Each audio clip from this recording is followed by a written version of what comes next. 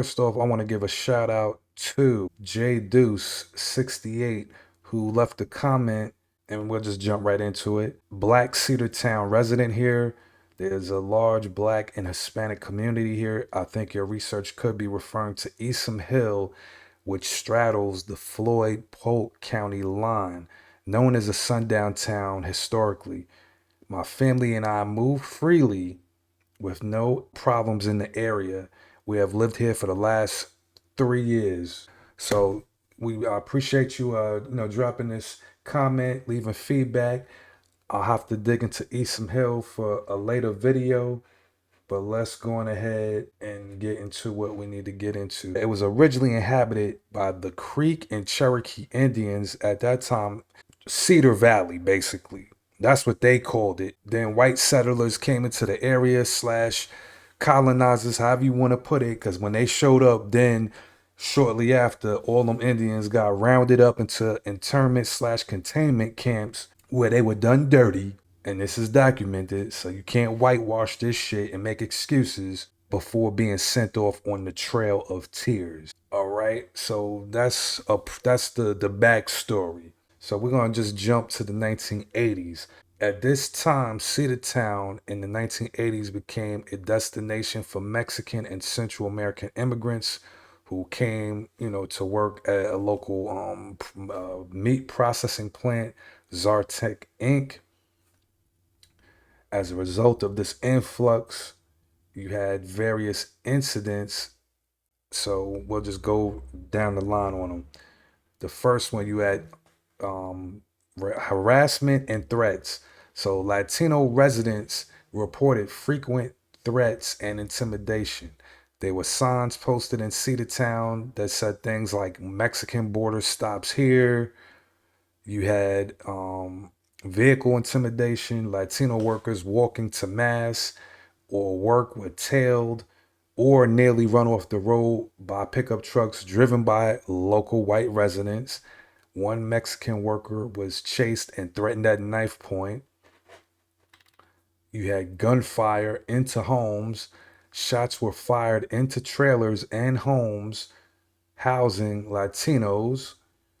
Um, these drive-by shootings were never prosecuted and most likely never even investigated. Members of the Ku Klux Klan were involved in the intimidation campaign. Crosses were burned near Latino housing. Leaflets and threats circulated in town aimed at forcing Latinos to leave. Next, 2 Latino workers killed. 2 Mexican men were killed in Cedartown between 1985 and 1987. In both cases, white men were charged but acquitted, claiming self-defense, and local outrage grew over the outcomes. As a response to all of this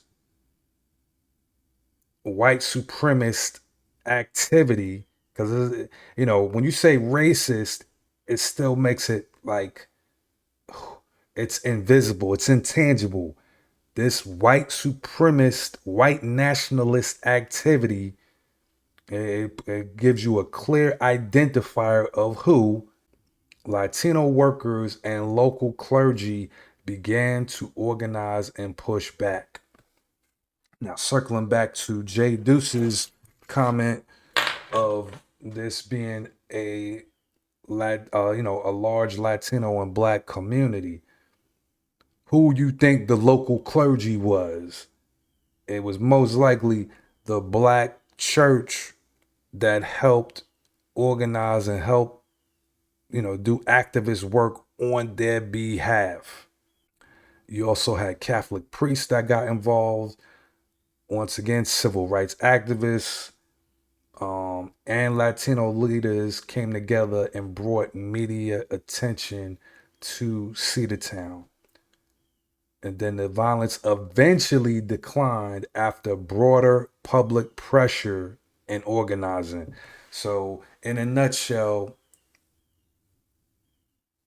the stuff that the Latinos were going through from a Ku Klux Klan, white supremacy, attack standpoint, the black people already went through it, which is why they already knew what to do to come and help and come to their aid and help them and hold them down.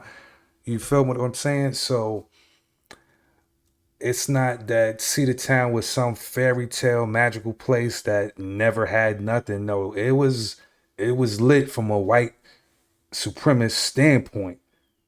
It's just cats had to come together to help, cool that heat down. You know what I mean? So that's just, at that time of the 80s. But additional sources, Los Angeles Times reported on this, which is crazy. Mexicans face terror in Georgetown, 1988 article. Cedartown Standard covered it. And then, of course, additional um,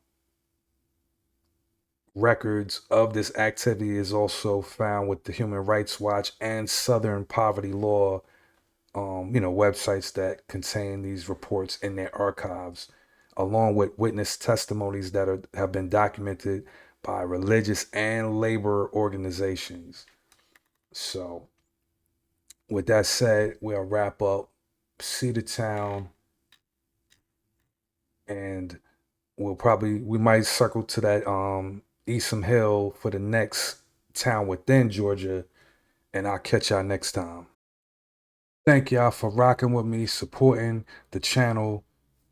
If you're loving the content, you know what to do. Like, subscribe, share, hit the Cash App if you definitely feeling it. And even if you want to make special requests of future content that you would like to see me do videos on,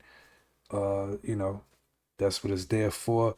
Every dollar helps the channel grow bigger, better, quality over time. So with that said, I'll holla at y'all. Thank you. I appreciate it.